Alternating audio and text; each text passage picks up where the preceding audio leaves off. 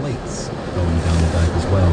But they also don't know for sure how exactly those look, because they didn't attach to the skeleton, so they're unattached.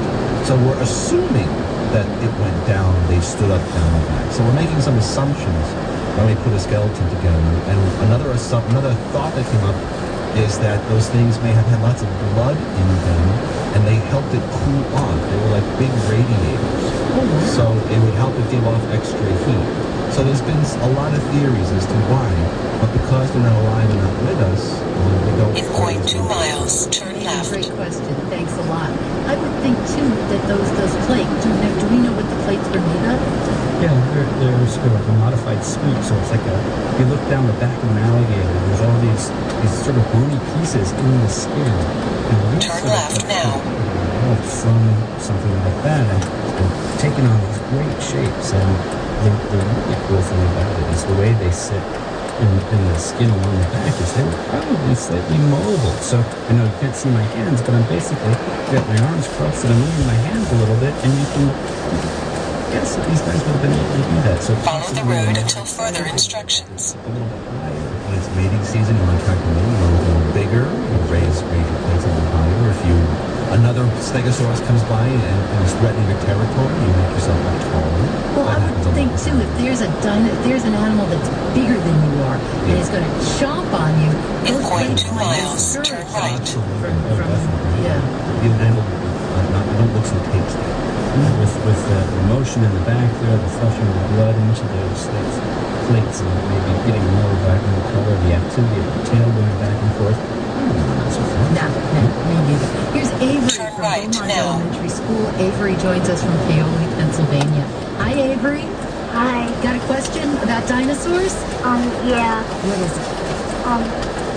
Follow the road for 1 mile. How do paleontologists know, how, the skull on the dinosaur? Great question. You have to look for the bones. The bones are the key to unlocking all the anatomy of dinosaurs. We can't find anything but the bones, but the bones have shapes. The back of the skull is shaped in a way to fit into the very first vertebrae.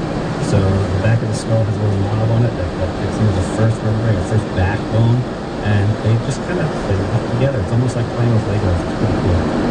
And they spend a lot of time looking at modern animals and how modern skeletons go together, and use that to sort of figure out. And if you've got a lot of good reptile skeletons, you see how they go together. Maybe it works this way. So it's a learning process as well. I know when dinosaurs were first being found, there was big debates as to how they stood up, because they were never quite sure how the legs went together. And they still argue about that all the time. Yeah, Hadrosaurus volti was originally put up in this kangaroo pose, which really made people go, oh, that's really different, that's weird. Because dinosaurs were kind of put together before that in sculptures that look kind of like, reptilian dogs. So, different dinosaurs with different anatomy, they stand differently, they do different things, and it's all based on the anatomy. And you can really only get an idea from looking at the One more quick thought is we keep calling it Hadrosaurus because it's the first dinosaur found. The big man, it's a local boy dinosaur. But Hadrosaurus was one of the duck-billed dinosaurs. So kids are looking for a picture of what a Hadrosaurus was. It was one of the duck-bills. Great. Avery, great question. Thanks a lot. And when we talk about the dinosaurs, what ages of... Sorry, Mike, I haven't learned the ages of the dinosaurs from you yet. Yeah. But I will now. What are the ages that we're looking at, and how far back are we talking about? Cretaceous. This is why I don't ask him anything. I'll ask you about this. I don't have another good point. Jason Poole from the Academy of Natural Sciences. Host of Paleopalooza. You really see dinosaurs kind of starting end of the Triassic, and then you have the Jurassic, where some of the coolest things happen with dinosaurs. Most dinosaurs... In 0.2 miles, turn right. Scientists want us to think that birds are actually dinosaurs, and there's a lot of terrific argument in favor. So everyone says, oh, dinosaurs are extinct, it's so sad. Well, you've got a pigeon outside, that's a dinosaur. And you probably ate a dinosaur for Thanksgiving. So it's very, very cool. The dinosaurs are still here. Turn right now. So that's, and I think not all paleontologists would say that still. I think at this point they will. About 10 years ago. Follow the road until further instructions. It's all together, and everybody, but yeah, even the ornithologists. So the age of dinosaurs ends 65 million years ago, which is great extinction event. It begins something like 225 million years ago. So it's something like 150 million years of dinosaurs, I think. So it's a long sweep of time. And so there's the Triassic, the Jurassic, and the Cretaceous of the three periods.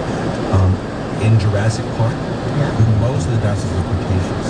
So it was not really well-named. Are you telling me that Jurassic Park was not a documentary? That also was not. Oh my goodness! And probably not possible to find dinosaurs. But Well, good. I'll sleep better tonight knowing that. Hey, coming up, we're going to hear from reached your William and destination. Evan and On your Drew, left. and there's room for your call as well. Give us a call at 1-800-KIDS-XPN. We have room for your dinosaur question tonight on the Dinosaur Hotline.